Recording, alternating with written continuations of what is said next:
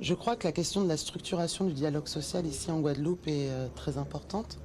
Je pense qu'il faut que nous arrivions à passer d'une culture de l'affrontement à une culture du compromis, à une culture de la négociation. Hier, j'ai rencontré deux syndicats, la CFDT et la CFE-CGC. J'ai eu un échange téléphonique également avec la CGTG sur lesquels nous avons abordé. C'est d'autant plus important que la loi travail inverse ce qu'on appelle la loi Perben, c'est-à-dire que les conventions collectives ne s'appliquaient pas à l'outre-mer.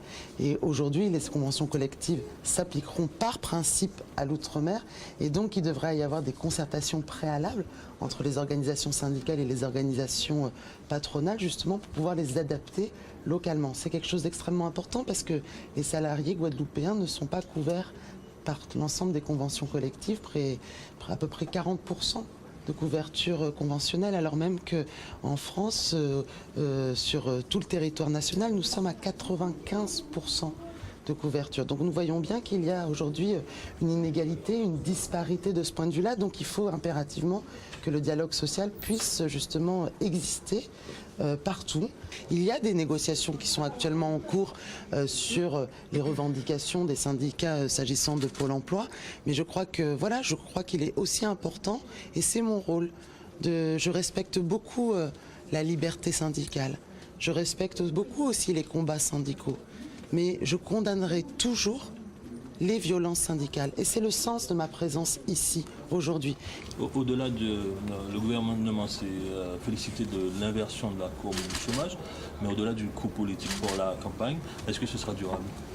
C'est pas un coût politique pour la campagne. Ça fait 5 ans que nous travaillons justement pour que le chômage recule dans notre pays. Et si vous regardez les données, depuis le début de l'année, il y a eu 90 000 demandeurs d'emploi en moins. Mais il y a un autre indicateur qui est celui qui est bien sûr essentiel, c'est les créations nettes d'emplois. Ça fait 5 trimestres consécutifs que nous créons plus d'emplois que nous en détruisons. Nous n'avions pas connu cela dans notre pays depuis très longtemps. Et nous le voyons bien, nous sommes face à un défi, c'est-à-dire que nous avons tous les ans 700 000 départs en retraite en moyenne et entre 800 et 850 000 entrées sur le marché du travail.